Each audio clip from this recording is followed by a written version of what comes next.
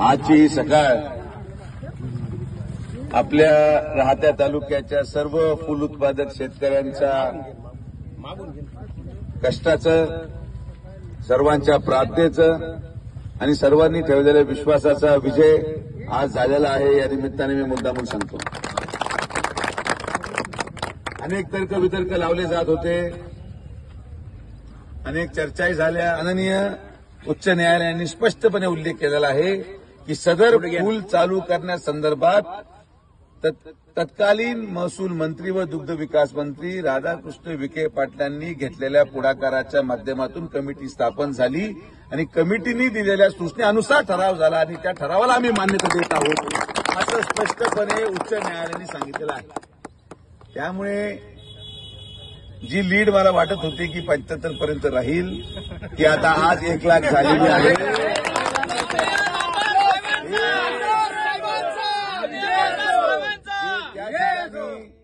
आरोप प्रत्यारोप करत होते. विजय हा सत्तेचा असतो, विजय हा निष्ठेचा असतो. आणि माझी आता फक्त एकच विनंती आहे की आज आपल्याला काल झालेल्या निर्णयाची अंमलबजावणी करत असताना अवघे आता 4 दिवस राहिलेत मतदानासाठी. यामध्ये कुठल्याही प्रकारे मनामध्ये संभ्रम कोणाच्या आणू नका. आपण अगोदरच शिर्डी नगरपंचायतीच्या वतीने शिर्डी शहरामध्ये राहता आणि पंचकृषीमधून आलेल्या फूल विक्रेत्यांसाठी जागा निश्चित केली. तिथं पत्र्याचं शेड, पेव्हिंग ब्लॉक आणि तुमच्या हक्काची मालकीची जागा त्या ठिकाणी आपण देत आहोत. आता ज्या उच्च न्यायालयाच्या निर्णयानुसार ठराव क्रमांक 277 ज्याची अंमलबजावणी आपल्याला करायची आहे, काल जी मान्यता मिळाली ती ठराव क्रमांक 277ला मिळाली आणि त्या ठरावामध्ये समाधीवर फूल चालू करण्यासंदर्भातचा ठराव होता, ज्याला आज मान्यता मिळून त्याची अंमलबजावणी करण्यासाठी आपल्याला एक बैठक शेतकरी, राहता तालुका कृषी उत्पन्न बाजार समिती, शिर्डी संस्थांच्या कामगार पतपिढी आणि संस्थांचं व्यवस्थापन अशा सगळ्यांची एकत्रित बैठक घेणं आवश्यक आहे. या बैठकीमधून झालेल्या निर्णयानुसार मग आपण पुढे ठरवू की जर फूल विकत घ्यायचे असतील कृषी उत्पन्न बाजार समितीने तर त्यांनी कोणती प्रक्रिया अवलंबायची, ती विकत घेऊन कामगार पतपिढीला जर द्यायचं ठरलं तर ते कशा प्रकारे ते देतील आणि कामगार पतपिढीने भक्तापर्यंत पोहोचवण्यासाठी जे आपले फूल विक्रेते आहेत, या शिर्डीमध्ये सर्वसामान्य नागरिक जो आज फूल विकून धंदा करतो त्यांना देखील कसं उत्पन्न निर्माण होईल, असे 5 घटकांची एकत्रितपणे बैठक घेतल्यानंतर तो सगळा प्रश्न व्यवस्थितपणे मार्गी लागला जाईल. घाई गडबड आपल्याला करायची नाहीये. कुठल्याही प्रकारे आता आपण या सगळ्या विषयामध्ये आता निकाल लागलाय, त्यामुळे आता चालू झालं म्हणजे आता काही लोक म्हणजे माझं फुलं तर कुठे दिसणार, काही लोक कधी समाधानी असू शकत नाही आणि मी त्या लोकांना समजून सांगायचा प्रयत्न करणार नाही. ते भाषणामध्ये पहिलं म्हटलं सोयाबीनला भाव नाही, आपण हमी केंद्र सुरू झालं नाही. ते म्हणले यांनी फुलहार बंद केले, फुलहार सुरू झाले. तर ते जे बोलतायत ते बाबा आपोआप सोडत चालले. ते साईबाबांचा आशीर्वाद नामदार राधाकृष्ण विखे पाटील साहेबांच्या पाठीमागे. त्यामुळे आता काय फार निवडणुकीमध्ये राहिलं नाही. मला दुःख व्हायचं कशासाठी की जे आपले कार्यकर्ते होते या फुल मार्केटमध्ये त्यांना बोलायला जागा नव्हती. त्यांना लोकांचं ताणे ऐकायला लागायचे, लोक त्यांना बोलायचे, पण आपला कार्यकर्ता गप होता. पण आता अशोकराव आणि गिरमे सगळे आता आपल्या लोकांनी गप राहायचं नाही. हा विजय आपला आहे. आता लोकांना या ठिकाणी सांगायचंय हे चालू झालंय, हे नामदार राधाकृष्ण चालू झालंय, या ठिकाणी सांगायचंय हे चालू झालंय, हे नामदार राधाकृष्ण चालू झालंय. आणि म्हणून हे पुरावा जो आहे तो त्या ऑर्डरमध्येच दडलेला आहे. 19 नंबर पॉईंट ऑर्डर काढा, 19 नंबर पॉईंट वाचा, म्हणजे विषय संपला. आपल्याला मी तुम्हाला बोलायला मुद्दत देतो. आता त्या प्रक्रियेनुसार माझी आपल्या सगळ्यांना विनंती आहे की आता याला मीटिंग लावावं लागेल.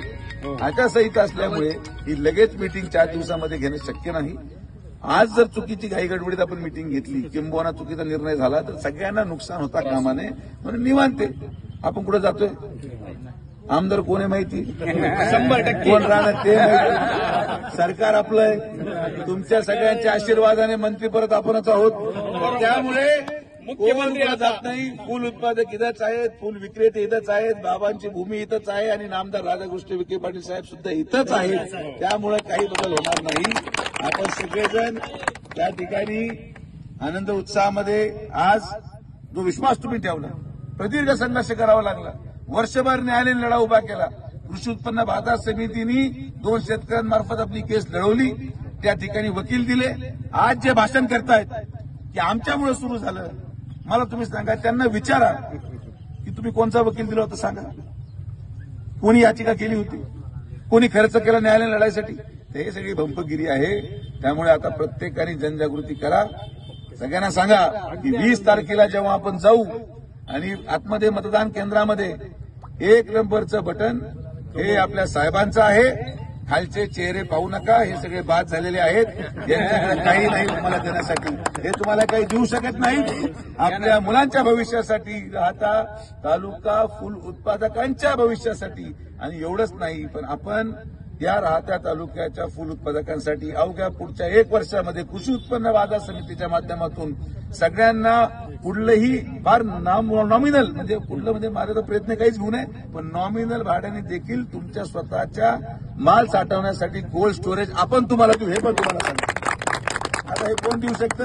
हे फक्त आपण करू शकतो. त्यामुळे आपले जे लोक बिचारे गप होते या फुल मार्केटमध्ये, जरा म्हणतो ना तोंड दाबून बुक्क्याचा आता आवाज बाहेर काढा. आता तुम्हाला आपण उत्तर दिलंय. ही ऑर्डरची कॉपी ज्याच्यामध्ये साहेबांचा उल्लेख आहे, कोणाचा पॉईंट मी तुम्हाला व्हॉट्सअप करतो, तुमच्या ग्रुपवर टाका.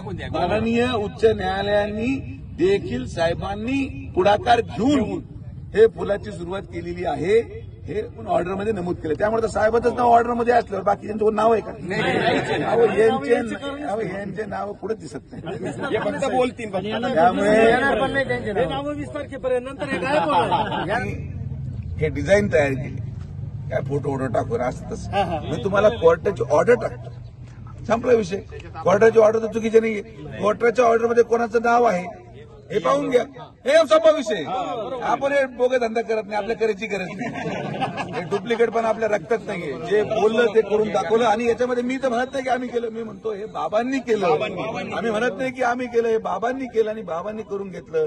बाबांनी जेव्हा पाहिलं की अरे बाबा हे काय चालू आहे खाली, आणि जे जे लोक साहेबांना अडचणीत आणतात, बाबांना हे माहिती आहे की बाकीच्या लोकांच्या हातात जर शिर्डी दिली तर हे पूर्ण वाटोळं करून टाकतील, म्हणून बाबांनी साहेबांच्या पाठीमागे आशीर्वाद देऊन मागच्या 3 महिन्यामध्ये जे जे भाषणामध्ये प्रश्न मांडले गेले ते एक एक सुटत गेले. आणि आज या क्षणाला एकही मुद्दा विरोधकाकडे शिल्लक नाही. हे बाबांचा आशीर्वाद आपल्या पाठीमागे आहे. आपल्या सगळ्यांच्या प्रयत्नातून आपण जो विश्वास आमच्यावर ठेवला, जे दुःख आमच्याबरोबर सहन केलं, आमच्यासाठी लोकांचं ऐकून घेतलं, तरी सुद्धा आम्हाला सोडलं नाही, त्या निष्ठावंत फुल उत्पादकांचा आज विजय आहे. मला मुद्दामून या ठिकाणी सांगायचं आहे. म्हणून आपण सर्वजण आलात, सगळ्यांचे मनापासून आभार. आता तुम्ही पहा, उद्या परत मी आलो ना, उद्या परत कोणतरी येईल. प्रतिसाद नाही, हे काम कोणी केलं हे आम्हाला माहिती आहे, तुम्हाला माहिती आहे. हे टीव्हीच्या सकाळी उठायचे सुद्धा नाही दादा, हे तुम्हाला सांगतो. त्यामुळे आता लगेच असं अपेक्षा धरू नका की लगेच होईल. आपण दिवाद म्हणून मला घाई करायची नाही. निकाल आपल्या हातात आहे, फुलाला परवानगी मिळालेली आहे. घाई गडबड करून चुकीचा निर्णय होण्यापेक्षा 4 दिवस अजून शांतता धरू. प्रॉपर 4 शेतकऱ्यांचे प्रतिनिधी, म्हणजे तुमच्यामधले असतील 4 प्रमुख, ज्यांचं प्रमुख उत्पादन आहे त्यांचे प्रतिनिधी, एम्प्लॉई सोसायटीचे चेअरमन विठ्ठलराव असतील आणि त्यांचे व्हाईस चेअरमन. मी आता त्यांच्याबरोबर फोनवर कालच बोललो की म्हटलं आपल्याला बसायचंय. बाजार समिती तर आपल्याकडेच आहे आणि संस्थांचा प्रश्न जातो कुठं, सरकार आपलं आहे. आणि त्यामुळे कोण कुठं जात नाही.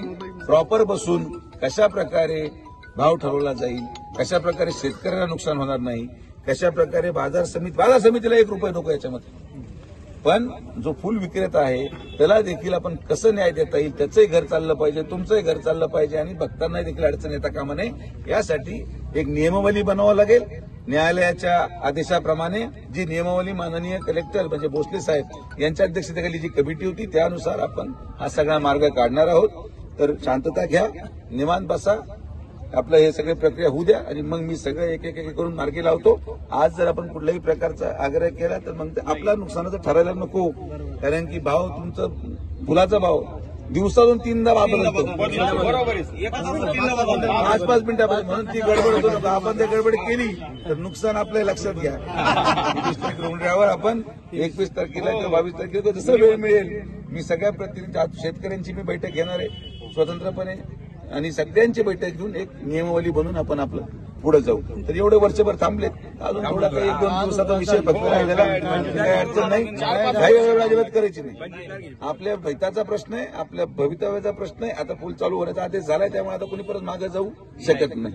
आणि जरी कोणी उद्या एखादा हुशार माणूस सुप्रीम कोर्टात जाऊ शकतो, समजा असं धरून झाला 1% तर इथं मी उभा आहे, काहीच होत नाही. आपण माननीय सर्वोच्च न्यायालयामध्ये आजच कॅबिनेट दाखल करणार आहोत, त्यामुळे याला स्थगिती मिळू शकत नाही. त्यामुळे निश्चिंत काही काळजी करायचं कारण नाही. तर आपण सर्वजण आलात, सगळ्यांचे मनापासून आभार.